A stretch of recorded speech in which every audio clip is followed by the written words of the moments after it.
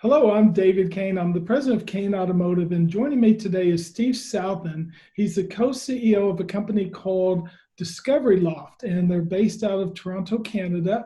And today he's actually going to talk to us about his new product called PAVE INSPECT and why this is important to you if you're an automobile dealer that's paying attention to this. Is it allows you to literally and virtually have vehicles inspected. And Steve, I'm personally excited to spend time with you and would like to learn a little bit more about your all's company, and then we'll get right into the product a bit. Excellent. Well, I'm even more excited than you. So thank you for having me. Big time. So yes, to introduce PAVE INSPECT, you're actually the very first interview. We've actually discussed the product. We've been in market since November of last year, and we're just currently in the stages now of opening up into the U.S. market. So very exciting times. And by the end of this summer, we'll have even more exciting news to share. Oh, that's excellent. So just by way of background, how did you get into the PAVE INSPECT product, and what was the driver that really made you want to create this product? Great question. So I've been in the industry since 18, started in retail, worked through all the operations on the dealer retail side, but really had an attraction to the used car side of the business. And that took me in deep. And, you know, a big part of where I went with that was into remarketing and wholesale in a very big way for almost a decade. And that really introduced me to auto tech, mainly because I basically had to be a one-person show. And I was moving, goodness, about $40 million of cars a year. So I needed technology to really help me out while I was driving around talking on 2 different cell phones every day to dealers across North America and the world.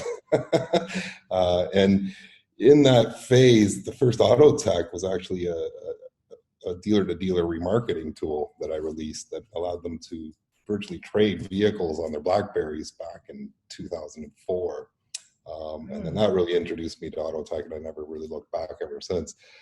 But the one fundamental problem I had every single time, you know, I was touching any part of, you know, how do we move the ball forward on the used car side, you know, that inspection piece, you know, it's very analog. Right, you literally, I was trusting, right? You're on the phone, dealers on the other side of the country, you're just wiring the money. You just hope and pray that it is as described. Most of the time it was, but you know, the times it wasn't, those really, really hurt. And same problem with, you know, trying to build this marketplace where dealers can trade amongst themselves. That was always the big problem. Couldn't do much about it back then, but you know, technologies move very rapidly. And, you know, so we've taken the last 3 years very focused on that one problem, the one thing, and we've developed PAVE. And we are literally the first in the world today to be able to really facilitate that virtual inspection between 2 parties without any application required in between. Wow, that's pretty remarkable, because I started selling cars in 1982, and back then, the old adage was, yeah, I really can't appraise your vehicle on the phone. They insist, and I'd say, you know, to my boss, and he would facetiously say, well, ask him to back the car up to the phone and let you hear it run. And you've heard that, I've heard that. Oh, yeah. It's so irritating, but the fact is, you know, we hear it in a lot of different varieties of descriptions. It's a sight unseen appraisal, a ballpark figure, something that allows you to facilitate going forward. And then also we even teach language that says, well, your best value will be when you bring it into the dealership. However, we leverage online appraisal tools just like you do to get an idea of what your vehicle's worth. Or can you send me a selection of pictures? And we've seen some advancements that have been made with respect to, you know, when we're able to upload pictures into tools like vAuto and such, and get an idea of what the market value is. But this takes it considerably deeper. And if you would, just share your screen and walk us through the process of how you'll collect the data, how it's analyzed, and what turns into a finished product, if you would. Thank you. Excellent. Absolutely. Yeah. So the biggest need was to make this as simple as possible, right? Especially if we're dealing with a dealer with a consumer at home in their driveway, and you're really into that next phase of the conversation where the negotiations have started. You're trying, your margins are already barely there, but the customer really wants that firm value for their trade.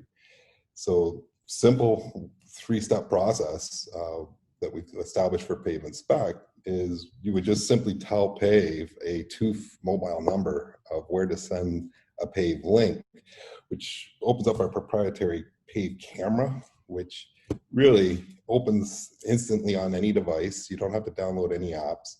And as soon as you open it, it just simply guides you through the steps of capturing the 13 photos required to do an adequate visual inspection of the vehicle. And as you're doing this, if there are steps where maybe your spouse's car is blocking and you're lazy and you're trying to take that left side view shot of the vehicle, PAVE QAs that photo in real time. So we're able to tell that user the reason why that photo might not necessarily show us full visibility of that side of the vehicle, and how to correct that, and they're guided to recapture that photo. This process takes no more than 2.5-3 minutes. Wow. The moment, and then as soon as this is done, they go to a success page, and then they're done. So all their job is really just to do the actual capture at this point. When they are finished, immediately you've also provided PAVE with a from number, so the person in your organization that actually wants to see this vehicle in a better light and get a better overall understanding of the condition. And the second that user, the consumer, is finished taking their bid, you get a SMS as well, and you click that link, and then you get all of this and then some, right? So immediately you have a full view of the vehicle with those 13 photos that were captured.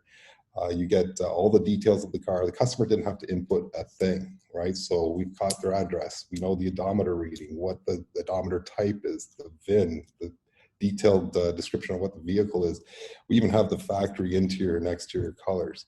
But more important, we do an overall grading in that exact same moment. So any of the items that we did detect, you're seeing an actual full-on grading of the vehicle, plus a full detail of all of those little blemishes that we did detect. And if you click through the condition report, you get a more detailed report that's a PDF that's actually shareable, printable. You can put it in the field jacket, and it goes into more detail as far as all of the different elements that we did detect. Plus, the consumer is offered the ability to fill out all of any of the disclosures or announcements as well. Wow. This is really remarkable. And I being from Kentucky and understanding Colonel Sanders' secret recipe of Kentucky Fried Chicken, you all went through a lot of iterations to get to this point. Was there a target that you were shooting for? Because it sounds as though, to a large degree, you built this for yourself based on what your needs were, or it was concocted based on your own experience, and now you've been able to field test it, make sure that you feel comfortable with what it would have provided to you in your previous role. What were the other catalysts, and was the market asking for this? Where did all this kind of percolate? Great question. Market definitely wasn't there yet 3 years ago when we started this, but we knew basically going in that it's the tremendous things have been happening in the auto space. We should all be very proud of where we've come in the last decade, but even more so in the last 3 years. So we just basically knew, okay, at some point this is going to be that real bottleneck that's going to prevent the true digital retailing from being able to actually happen. And we just went for it. And yeah, did we have egg in our face? Tremendous, like so much egg. My head turned into an egg. But that's part of product development. You know that going in. We knew this wasn't a let's build an app and be in market in 90 days. There's the architecture to perform what I just showed you in those 4 slides really did take us that full 2.5 years to develop out. So it gave us that real window where we could work directly with industry potential partners from that very early stage. So it wasn't just, oh, know so much about inspecting vehicles and what the variables are and all that great stuff. It really mattered, what does the client and the industry really need, and how does it really need to perform, and how are the APIs set up, and how are those workflows, and how can this actually integrate into literally any existing application whatsoever. So we're there. We're there. And yeah, we have been in market since November in a real use case. And, even through that process, we learned so much, right? The little buttons on that camera, the placement of them, how that really can affect how that flow happens, and the user experience is so important. And we've done it. We've gone through, and we're still not done. Right, we'll be building PAVE for the next 20 years. Sure, absolutely. Because everything evolves, right? I do have a couple of questions. So things that kind of come to mind for me is if there has been repair work done and it was not necessarily high quality repair work, but it may not be detectable with a dusting of dirt or things of that nature. Let's talk through some of the limitations that you all have had to either overcome or are still working towards. So there's certain limitations we'll never really overcome, right? So, even when the consumer is sending you their own captured photos by text to, assess their vehicle, you're missing things. Like you said, when we look at, say, previous repair, and this comes definitely from the past, most vehicles have been repaired, right? A big percentage of it. The repair is not the problem. It's actually how well was that repair completed. And the variance on that, you can detect from images, but can you tell if that panel, thickness of paint might be a little bit off from the other panel adjacent to it? Absolutely not. But when you start to look at the whole story of the vehicle, and if I've had a very terrible repair on my front right quarter, I probably, I probably cut corners to have that repair done. Sure. And that probably carries on with a lot of other things that I've done with the vehicle, right? Like I have, mixed match tires. And so as, we take all the factors that are visible and able to really assess this vehicle, that paints enough of a story to tell you where you need to go with this decision. Like we basically, in our grading, we're giving you 6 different classifications. 4 of them really identify that this is a safe bet. This is a vehicle that you should, put your best foot forward and make a deal right now, somewhat sight unseen, virtually seen, and move forward. But those other, 2 ratings, 3 ratings are really just an indicator to you of, okay, slow this process down. Go back to the old school. Have this vehicle come to your shop. Maybe even get the mechanics to take a better look at it, because there's a lot of unknown here. And that's really, when we funnel that represents, such a small portion of the business, right? That's 30% of the cars out there, 40% at most, right? Whereas the 50% of people actually really take great care of their car. We're just validating that for you. And that's really, we're not here to replace, the actual human inspection. That's still always going to be required. But can we tell you the 50-60% that maybe you don't have to go that deep? And we for sure can do that with what we have in market today. Awesome. Well, if you'd like, you could stop your screen share there, and that'll bring us both back up on the screen. The couple of other questions I've got is, my responsibility is primarily working at the tier 3 level with one-to-one dealerships and dealer groups. Where do you see this product fit more than anything? Is it at any particular tier, whether it be the OEM or the dealer or some intermediary in between? Yeah, I'd really like to say all 3, and where I'd really weigh the more, like my heart's in the retailer dealer space, right? so I want to see that one grow bigger than anything. But when I look at the advantages that would be delivered, to an OEM, having this type of transparency across all the rooftops of, what is being appraised, where's the further way of analyzing that data just blows my mind in an OEM's perspective. Same goes though for a very large dealer group in the retail setting. But the real purpose why we built it is for that retailer situation of, I have a customer, they're remote, they really don't want to come to the showroom until it's really to sign the paperwork, if it's not already e-signed. And if ideally, I'm really coming there to do my delivery, right? And that's where PAVE really shines. It really does facilitate that for most transactions. So really, I think all three very equally.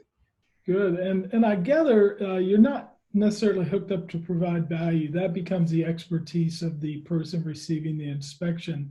But the inspection gives that level of certainty that they might not have received just by winging it or looking at pictures that don't really resolve into a good, clear orientation to the condition of the vehicle. Do you see a day where you would integrate with a vAuto or some other type of inventory tool that would allow the complete A to Z type program? Absolutely, yes. So our first to markets were all integrations of that sort. Yeah. So really, for a dealer to get maximum power out of PAVE, it would be for us to continuously pursue those types of integrations. So it's just, one solution does all. And yes, ideally, that's exactly where we take this. Well, I guess the other question, and I watch this show Shark Tank every once in a while, and Mark Cuban always pops in and goes, well, how easily can it be duplicated? And you're probably sitting there going, I've spent 3 years doing this. It's not easily duplicated. But there's a lot of reverse engineering that goes on in tech, obviously in software. How bulletproof do you feel like you are for first mover advantage? Zero bulletproof. Nobody, especially when we're global. So even since we started this journey 3 years ago, you do our due diligence, search the entire planet, couldn't find anyone really moving down this same. We currently have 3 globally that, they're getting there. And then, there's 5 in total. So, that's already happening. Where our bulletproof point comes from is that we do have the first to market advantage. Yeah. And it isn't it's like I was mentioning, it's not something you can build in 6 months, a year. It will take you some time. So go ahead and build it, and then we'll continue our journey into penetrating the market, but we're also constantly evolving. So when we do both those activities well and continuously, I'll be proud of you for building a PAVE 18 months from now, but I'll be looking at it and saying, wow, our little skunk works projects have really pulled off because what you've built now is redundant and obsolete, and we're onto something completely different now as far as our approach. I feel very confident about that. That is wonderful, Steve. What a pleasure, and it's great that we were able to pull this off as a first interview. I look forward to one day saying, hey, I was the first person that got to interview the CEO of DiscoveryLoft, who was introducing his PAVE INSPECT product. So, Steve, how would dealers find out about it? Give us some advice. I'll obviously put on the end of this video the orientation for how they could reach out to you, but is there a preferred way where they could learn more about PAVE INSPECT? I would say the best place to first go would be to paveapi.com. It's not really situated to address the key issues for a dealer, but it really does give you real deep insights about the technology we're using and how PAVE actually does work. And then from there, contact us. We'd love to talk with you. Even if it's just to flip back and forth about the product and the different situations, and that's all get together and connect and do things. Love it. Excellent. Well, I don't often get to say this, but to our viewers out there, you heard it here first here on our interview. So, Steve, thank you very much for joining me. I know we'll be talking more in the future, and good luck to you out there. Bye-bye. Thank you. Excellent. Thank you.